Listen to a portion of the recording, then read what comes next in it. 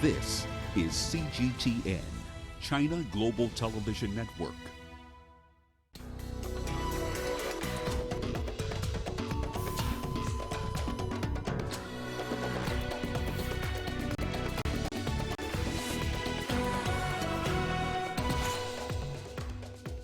Chinese president continues state visit as part of European tour. France and UN Security Council condemn the Mali violence.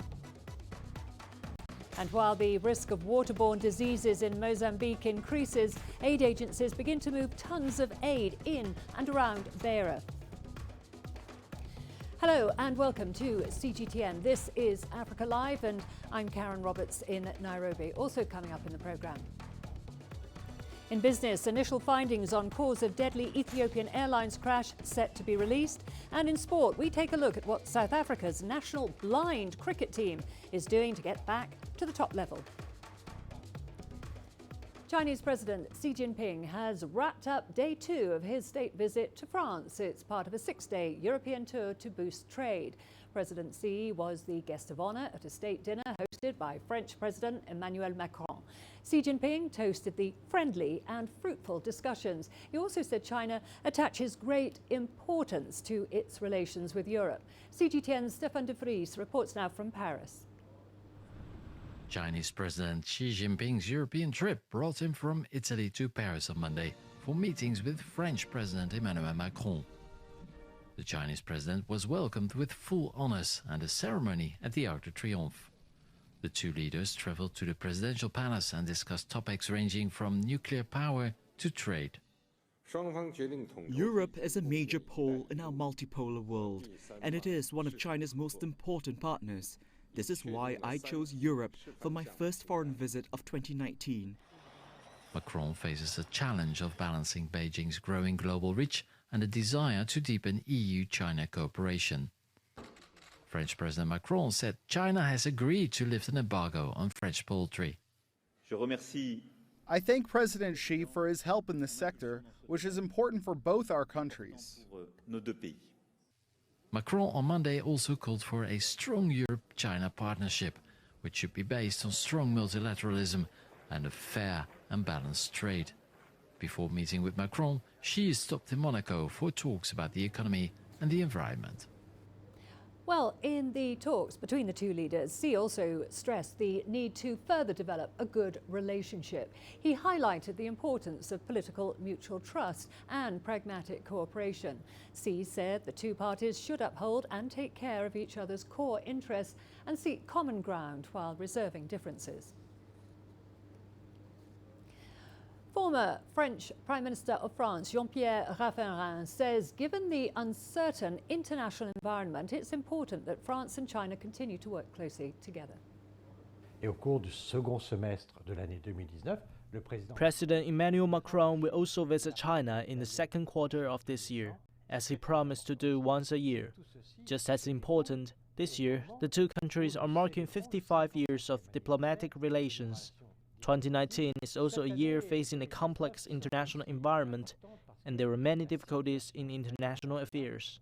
So France has many important international issues to discuss with President Xi, such as multilateralism, a multipolar world, and the Belt and Road Initiative. France also wants to be involved in this globally collaborative project. To African news now. In Mozambique, the risk of waterborne diseases is increasing due to flooding from Cyclone Idai. Humanitarian agencies and authorities are gearing up to move the tons of aid that have been piling up in and around Beira and other collection points in the region. Angelo Coppola reports now from Beira. The good weather has played its part in the last week, allowing some of the water levels to recede and rescue operations to ramp up. The number of people saved in the INGC camps has increased to 128,941. At the moment, the conditions on the ground are improving. We managed to repulse communication by road, which is helping the teams that are supposed to deliver services and help to the communities. We are more organized now after the chaos that we had, so we're delivering food and shelter to more people today. While the organised camps have large groups of people under care, the more isolated communities were taken to higher ground and congregated there. We're going to all the high points expecting to find people, and we're finding a lot of people there. So those are not camps, but are targeted areas to supply food and shelter in the next hours and days ahead. All of this is now possible today as the water level has subsided and the road to the key bridge on the N6 has been diverted by the Mozambican authorities, who built a new temporary road so that aid agencies can get those supplies to where they are needed. So it'll head up the road, down the road, and we've got recce teams out now. They're meeting with community leaders wherever we find population centres, and then we'll distribute through community leaders. In this part of the world, that's how it works best. While the weather forecast appears favourable in the immediate vicinity, there were initial concerns further upstream. The controlled releases of the dams on the Zambezi are looking good. We're supporting government with some dam experts who are coming in to look at those to see if there's any damage to those or any risk of a breach. With the roads opening up both north and south, the trucks that are needed to get those supplies out to those communities can start flowing now. I'm Angelo Coppola for CGTN in Beira, Mozambique. Over to Zimbabwe now, where relief operations are ongoing. It's now been 11 days since Cyclone Idai hit Zimbabwe's eastern provinces. UNICEF reports 250,000 people are affected by flooding in 9 districts. The Chimanimani area remains the worst hit, where hundreds of homes have been swept away. Long queues have been forming at the Disaster Relief Command Centre. Residents wait in line to collect food, drinking water and clothing. Tents have been set up to provide psychological counselling and medical care. It started to rain at 10 p.m. After that, we experienced a terrible wind and my house collapsed with the bricks falling on me. I was saved by a fellow neighbor who rescued me from the house, but that's all she could do. All my belongings were swept away. We felt some shaking. After that, one of our huts was swept away. We fled to the mountains. That's where we hid for the whole night. The next morning, we found the rain had destroyed everything. To Kenya now, and a devastating drought ravaging parts of the country has left over 1 million people in arid areas in urgent need of assistance. Schools in affected areas have been hard hit, with several shutting down due to a lack of water and food for the students. Our correspondent Robert Nagila visited one school in the Rift Valley that is a lifeline for both students and the local community as the drought bites. About 15 kilometers from the nearest town centre in Tiati, Baringo County, an area hard hit by the prolonged drought, the Kenyan flag towers over Nelekat Primary School.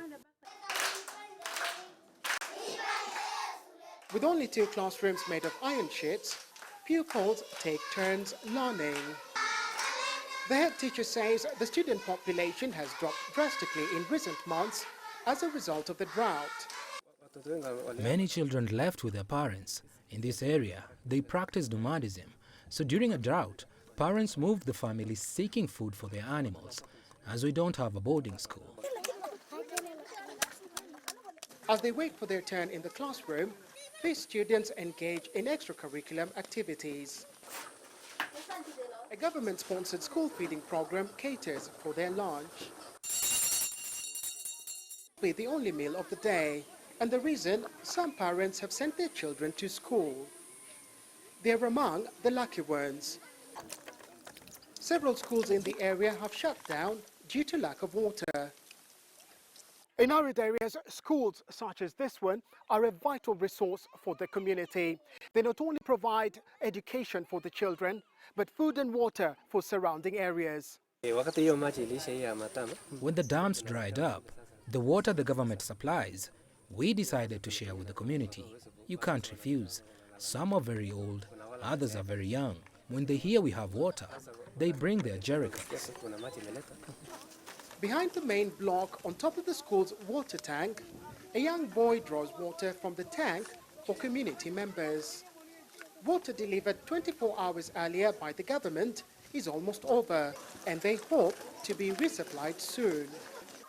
Back in class, the Standard 5s are preparing for exams. I want to be a teacher, Evans Domo tells me. When school closes next week, chances are, like many of his fellow pupils, he will move away with his family and their animals, seeking food and shelter from the drought. The head teacher hopes most of them will be back next term. Bobot Nagila, CGTN, Baringo, Kenya. 7 people in South Sudan are facing charges of terrorism, sabotage and crimes against the state. An entrepreneur and an economist are among those accused at South Sudan's High Court. As CGTN's Patrick Oyet reports, they've been detained without trial for several months. Among the accused is a businessman, Kerobino Wall. Authorities here say in October last year, Kerobino Wall, already in detention without trial, disarmed guards, mobilized his fellow detainees and took over the National Security Building. Wall is a former child soldier and CEO of private security firm CAS Security. Wall says his actions were in protest at spending months in detention without trial or being told why he was being held. The prosecution presented weapons it says were used by Wall and his co-accused to take control of the National Security Building and an investigation file. Defense lawyers say they are hopeful their clients will be acquitted of all charges. They say the prosecution hasn't produced any concrete evidence. Procedurally, the file that was for investigation can never be taken as evidence, and therefore whatever is inconsistent will not have any effect in the trial. The trial comes at the time when the East African Court of Justice has summoned South Sudan's government to answer claims of arbitrary arrest and detentions in the country, including the case of Kerobino Wall. The case was filed by the Pan-African Lawyers Union, and the summon has been welcomed by Amnesty International. For now, the defense lawyer in the case of Wall and his co-accused says the Juba court has finally granted them access to proper medical treatment. Patrick Oyet, CGTN, Juba, South Sudan. We are going to a short break now. Don't go away. Lots more to come, including Israel and Hamas agree to Egyptian-brokered ceasefire. And hundreds flee to a camp in Ye in South Sudan amid fresh fighting.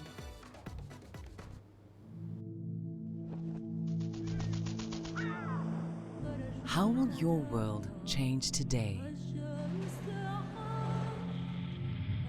What happens here? What happens there? Or what you make happen for yourself? If it matters to you, it matters to us too. Your stories are the stories that need to be told. Africa Live. Find your voice.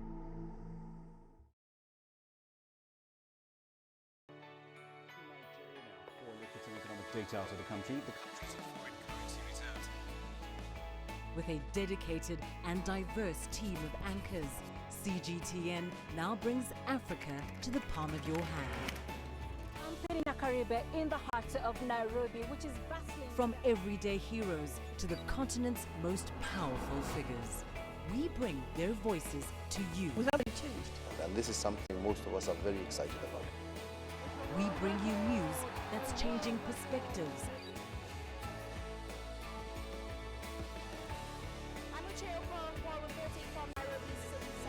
News that brings Africa to the world.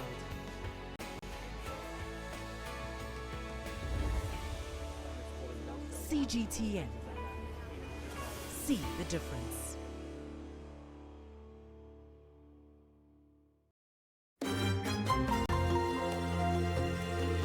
Africa Live.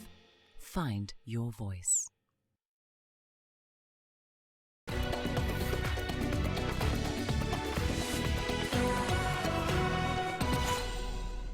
We're returning to South Sudan now. Hundreds have fled their homes amid fresh violence. Women, children and the elderly narrowly escaped as armed men in uniform descended upon the villages of Logo and Pisak.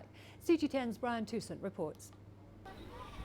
Hundreds have recently fled their homes amid sporadic clashes in South Sudan.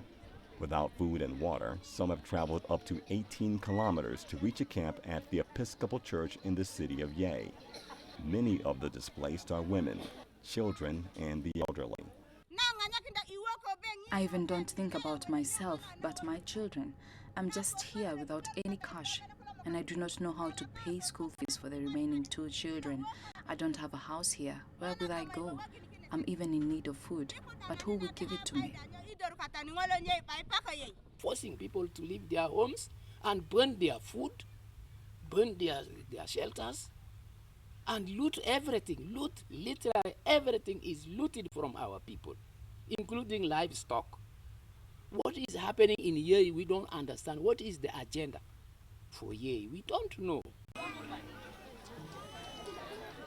The UN mission in South Sudan has been scaling up patrols in Yei and other affected areas. From our enemies, we have continued our effective monitoring the situation, interacting and assessing the conditions they are living in to bring it to the attention of other actors so that we work together. A revitalized peace agreement was negotiated in September 2018, but dissatisfied opposition groups did not sign the new deal. This is the 3rd time residents of Yei have been displaced from their homes this year. Brian Toussaint, CGTN. After a day of intense fighting across the Gaza border, Israel and Hamas have agreed to a ceasefire. The truce was brokered by Egypt, which has been working to compel Israel to commit to previously signed agreements and lift the siege on Gaza troops. Monday's violence began when 7 Israelis were wounded near Tel Aviv by a rocket attack in the morning.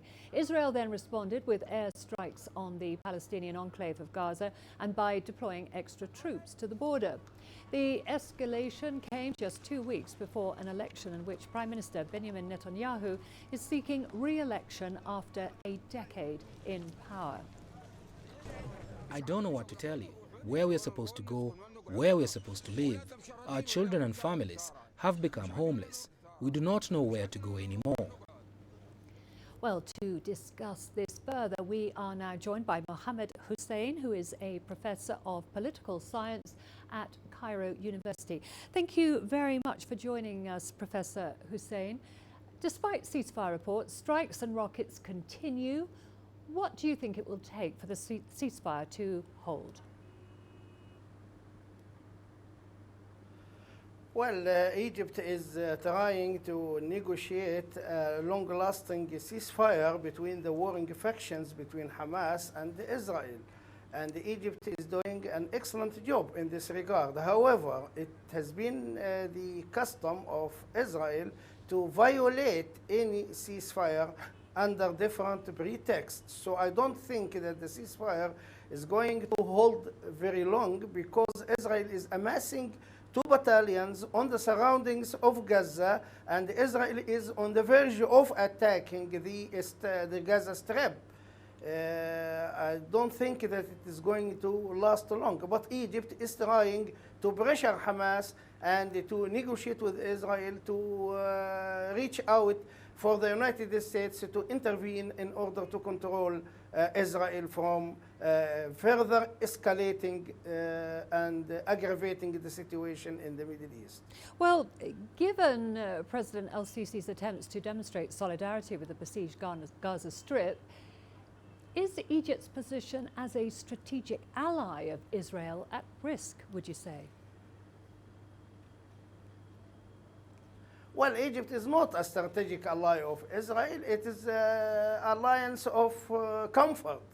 We are trying to control Israel by different means because we are not going to stop Israel by force. We can stop it by diplomacy, but Israel does not understand this. And Israel is really aggravating the situation and is really trying to alienate everybody in the Middle East. Israel is trying to amass 2 battalions on the surroundings of Gaza in order to invade.